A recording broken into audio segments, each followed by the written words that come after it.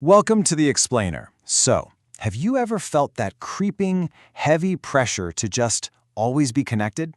We live in this world that practically demands we maintain massive social networks, attend every single gathering, and literally never be seen eating dinner alone. But let's be totally honest here. We all know that secret, beautiful wave of relief when a Friday night plan suddenly gets canceled, right? Well, what if we've gotten it completely backward? What if taking a step back from the crowd isn't some sign of weakness, but actually a way of unlocking a hidden superpower?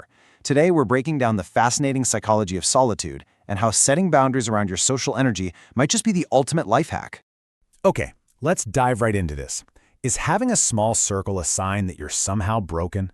For decades, society has subtly whispered this idea that a lack of friends equals a personal flaw. You know, if your phone isn't constantly buzzing, the logic goes, something must be wrong with you. But looking at the psychological data we've gathered from our sources today, it's actually fascinating to see how a small circle is very often a deliberate, incredibly powerful choice. Here's our roadmap for today's explainer. First, we're rethinking the loner myth. Second, we'll look at the specific traits of solitude seekers. Third, we'll flip it around to examine the high connectivity trap. And finally, we'll wrap up with a practical guide to setting healthy social boundaries. So starting with part 1, rethinking the loner myth. It's time we reframe solitude. We've got to stop seeing alone time as a punishment or a weakness and start recognizing it as a highly productive, unique strength.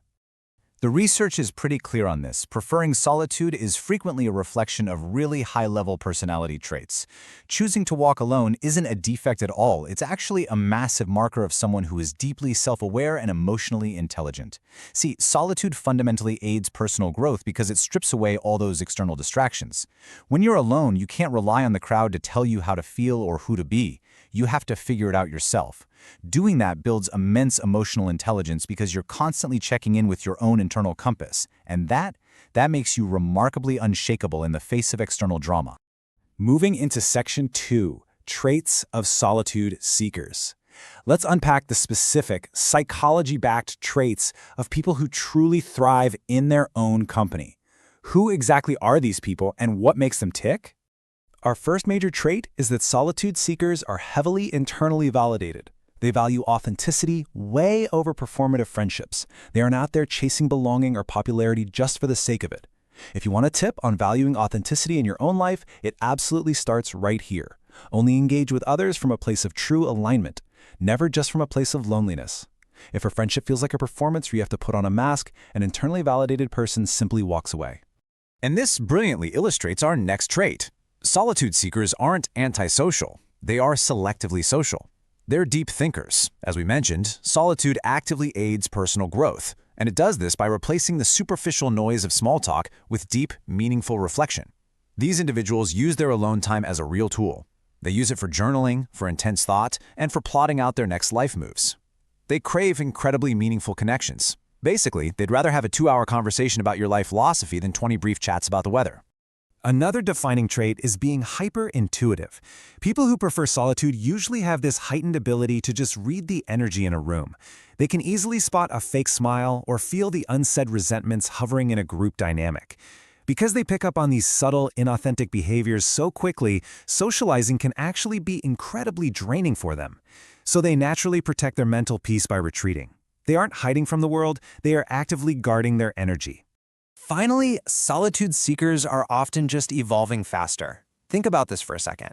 A shrinking social circle often simply means a person is transforming. As you undergo profound identity shifts and do the hard work of emotional healing, you're naturally going to outgrow certain environments. You are quite literally leaving certain versions of yourself behind, and naturally, that means leaving certain people behind too. It's not malicious at all, it's just growth. Now in Section 3, the high connectivity trap. We need to pivot and examine the exact opposite end of the spectrum, the highly social extroverts and the hidden costs of a massively social lifestyle. It is absolutely fascinating to look at the direct comparison here. On one side, we have our solitude seekers, focused on deep connections and internal validation. On the other side, highly connected people often score very high in extroversion and conscientiousness. They get broad support from their network, but that often comes at the heavy cost of surface-level bonds. Highly connected people are heavily motivated by proactive liking. They generally just enjoy more types of people, and they receive a really strong sense of social validation from having a buzzing phone. Which brings us to a mind-bending mathematical reality called the friendship paradox. Prepare for this. Statistically speaking, your friends probably have more friends than you do. Wild, right? But why? Well, because highly social people exist as central network hubs. They're the super connectors of the world.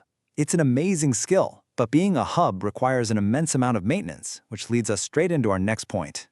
Even for those super connectors, the math of quality versus quantity is pretty brutal. The 80-20 rule applies perfectly here. The vast majority of our emotional fulfillment, around 80% of it, actually comes from a tiny fraction of our network, about 20%. The other 80% of your massive network might be totally fun, but they're providing very little actual emotional value, while still demanding your time and your energy. Let's see how this math translates into psychological pitfalls. Maintaining numerous friendships leads directly to emotional exhaustion. It creates this heavy cognitive load that causes severe fatigue and stress. Think of it like a constant social hangover. You end up with social overload, where you're so busy maintaining all these surface-level connections that you actually have zero time for the deep, intimate friendships you desperately need. Which brings us to our final and perhaps most important section, setting healthy social boundaries. Whether you're an exhausted extrovert or an introvert trying to protect your peace, here is your actionable, source-backed guide to managing your social energy. First, let's look at Dunbar's number. This is a famous sociological concept suggesting that humans have a hard cognitive limit of about 150 meaningful relationships, and that includes everyone, your family, your coworkers, your friends. I want you to use this as scientific permission to stop trying to maintain an endless number of bonds. Your brain literally isn't built for it. It is entirely okay to let acquaintances just be acquaintances. So, the crucial point is how we establish those boundaries in the real world. Step 1. Value authenticity over performance. Seriously, stop going to things you hate just to be seen. Step 2. Be willing to disappoint others rather than betray yourself. You don't need a fake excuse.